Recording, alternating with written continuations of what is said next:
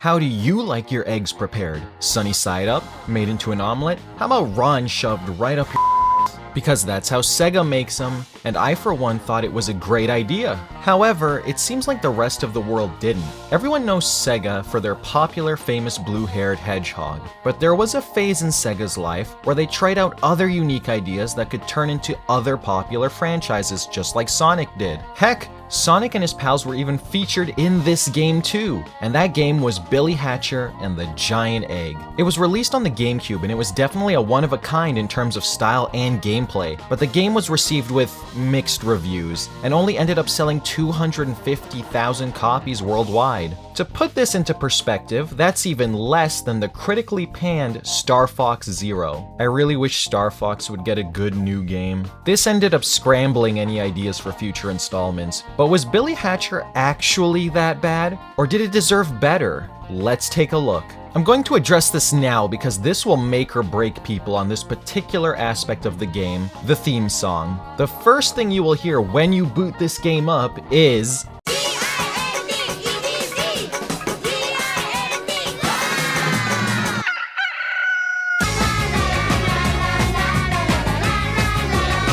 this song is in the intro, the overworld menu,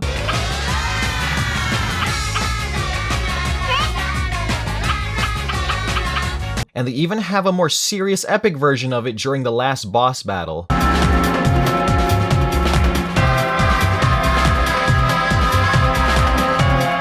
I personally don't hate this song and actually kind of like it, but to those who hate it and find it annoying as hell, I don't blame you and completely understand why. Listening to basically the same thing being chanted over and over again can get irritating for a lot of people. I find it charming and it just vibes with me, as crazy as that may sound. And while we're on the topic of audio, the game, even in its North American and European versions, Billy and his friends speak Japanese.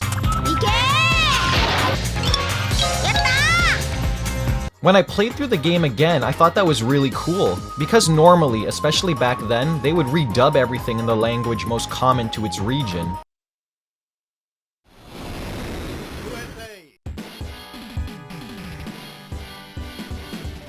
But it was nice seeing that they kept in the original language and it didn't throw the game off at all. And as a kid, it didn't bother me either. But when I was a kid, I didn't know Billy was saying stuff in Japanese. I just thought it was gibberish, kind of like how Star Fox characters spoke gibberish.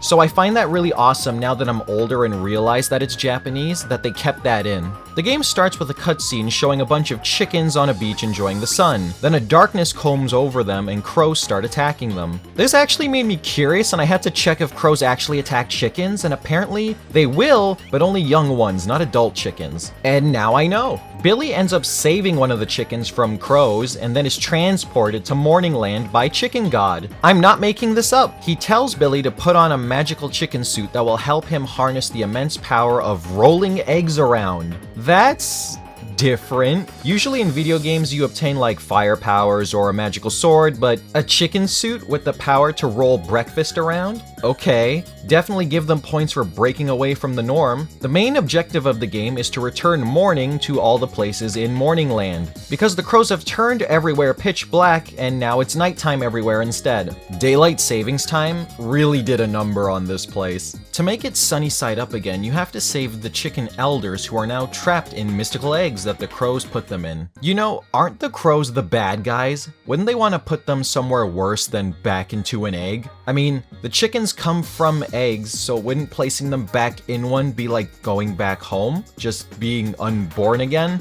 Well, I guess it is kind of scary. This is kind of like that episode of Family Guy where Stewie thinks the doctor was gonna put him back in Lois's womb. After freeing the elder, you need to collect this game's main collectible, the Emblem of Courage. Does nobody else see the irony in this game? They constantly talk about being brave and having courage, and the freaking Emblem of Courage is a chicken. So you go to various different environments doing missions and collecting these emblems, which open up new areas you didn't previously have access to, so you can continue the main story. I'll be honest, I hated this mechanic in any game as a kid. I liked beating a level and moving on to the next one. I didn't like having to keep playing levels over and over again to collect stuff to open up a new area, and I genuinely hated it, and it killed any momentum I had going in a game. With Billy Hatcher though, I don't know why, but it just felt different. The levels were fun to look at, they didn't take long to do, and having the surprise of what could come out of each egg to help me in a different situation always had me excited. It's kind of like getting a Pokemon and you had no idea what it was going to look like when it evolved, except with eggs. So it kept the gameplay fresh, and redoing some levels to get different emblems always had a different vibe to it than the previous levels, so it didn't feel repetitive and boring. The anticipation of hatching an egg to find out what was going to be inside to help you with doing a new part of the level always had me excited. And that's exactly what they were going for with this game. In an interview with one of the people involved with creating Billy Hatcher, Yuji Naka, he was asked why did they choose eggs as the focus of the game. He responded, "Because you don't know what's going to come out of eggs. It gives you this feeling of anticipation as you play." I don't know about the rest of you, but the only thing I'm anticipating coming out of my egg is breakfast. The pseudo Pokemon monsters that you get from these eggs vary in terms of design. I don't dislike any of them and found them all to have fun design choices that make them stand out from one another. They also come in egg colors that make sense. The fire monster is from a red egg, the water monster is from a blue egg, and so on. To hatch an egg, you roll your egg over fruit. How the yolk in the middle gets the nutrition from running over fully grown fruit, I haven't the foggiest, but video games. And once the egg becomes hatchable, it will glow and Billy can scream, and the egg hatches. The monsters that hatch also have special attacks you can make them do, but they only have a few uses, then they're gone. You'll have to use these attacks to get around obstacles and puzzles as well. There are other gameplay mechanics with the eggs as well, like doing a ground pound with them that also nets you a better jump, a self roll that makes you roll with your egg, and an attack where Billy hurls his egg and it comes back to him, kind of like a boomerang. But to be honest, I rarely ever use that. I just found it better to roll over enemies instead. Also, there are these tracks in the game that Billy will have to roll onto with his egg, and the number of times I rolled and went straight through instead of doing what it was supposed to do was aggravating. To be fair though, this wouldn't be a Sonic team developed game if you didn't fall through something. Speaking of Sonic, there are Sonic themed eggs that have the Sonic logo on them, and when you hatch them, you have one of the Sonic characters as a companion to help you out as well. I thought that was a really neat way to include them, and having them actually attack stuff to help me was great. As for the enemies and bosses you face, they're also weirdly cool. They have designs that I really like, and when you destroy them, they turn back into crows and they fly off. How do the crows make these things? Crow magic? There's even an enemy who reminds me of Big the Cat from Sonic. The bosses also have really cool designs. I loved every single one of them, but I just find it funny that the crows will turn into all these other animals, like they're cool with other animals, they just hate chickens. Don't know what the chickens ever did to the crows specifically, but haters gonna hate, I guess. The bosses aren't much of a challenge, and most will die pretty quickly, but they're still fun to fight and have pretty fun attack gimmicks to work around. My favorite might be the monkey boss from the circus level, since his boss fight incorporates funhouse mirrors. It's stuff like that that ends up making Billy Hatcher a fun, charming adventure. There's also Billy's other friends you can play as, you just have to save them in different sets of missions. But when you do unlock them, you can play their unique set of missions to earn more courage emblems. The way you save them is actually pretty funny though. What you need to do is save them within 5 minutes of a bomb exploding, and they're tied up next to the bomb by the crows. So let me get this straight. The chicken elders get trapped in eggs, but the human kids get a bomb stuck next to them? These crows really need to rethink their punishment system. Also, are we talking 5 real minutes or 5 Dragon Ball Z minute? Oh, okay, 5 real minutes.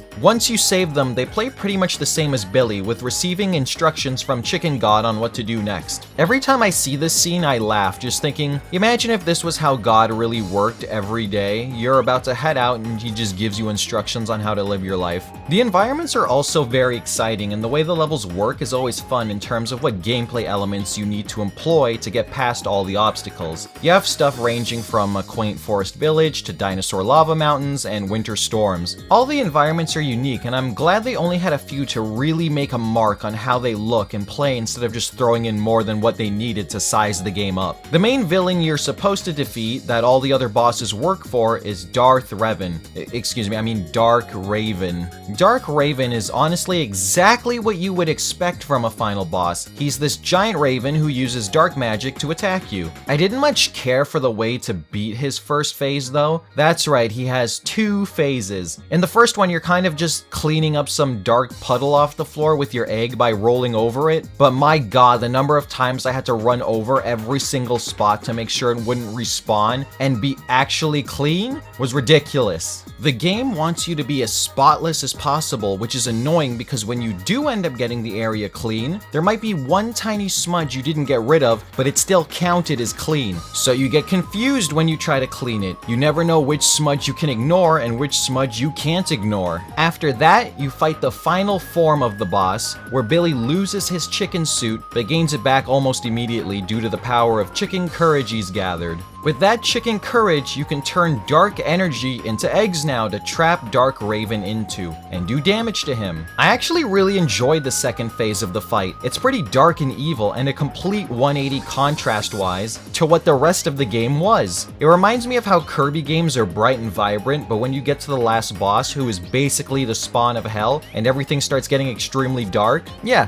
kinda reminds me of those games. After he's defeated, Billy and his friends get sent back to where they came from, and the land of chickens is free again. Now, after playing this game, does it deserve the fate it's gotten? I don't think so. I really enjoyed Billy Hatcher, and I'm somewhat surprised that the game didn't take off, especially back then. I think it was a fun and creative game, and I think Billy is a likable character. And it does feel like there was a genuine effort put into this game by the Sonic team. The story and cutscenes flowed nicely, and heck, they even put in a 4-player battle mode for friends to play together, and I always played that with my family. It was a ton of fun growing up. If a game doesn't go over well, that's just something that can happen. Billy Hatcher felt like a fun Saturday morning cartoon show, and it's sad that we haven't seen any new installments. In terms of why it might have failed, I don't know if we'll ever have an exact reason. I don't think the game was marketed poorly. I remember seeing commercials for Billy Hatcher all the time on TV as a kid, and they were plastered all over Saturday morning cartoon networks like Foxbox. Maybe it might have sold a bit better if it was a multi-platform game, since Sega did have some of their games on multiple consoles. We can speculate, but I don't think there will ever be a definitive answer as to why. Shun Nakamura, who is a part of Sega, said in 2022, "Someday I would like to make his new adventure if possible." Do I think this will happen? I mean, never say never, so who knows. I think if anything, in the era of remakes and remasters, maybe we could get one of those first before a sequel, but we'll see what the future holds. But let me know, did you play Billy Hatcher growing up? Did you enjoy it? And would you ever like to see a remake or a sequel? Thanks again for tuning in, and if you want to get more excitement, crack the subscribe button for more videos. Have a great rest of your day, and as Billy would say, good morning. Nath out.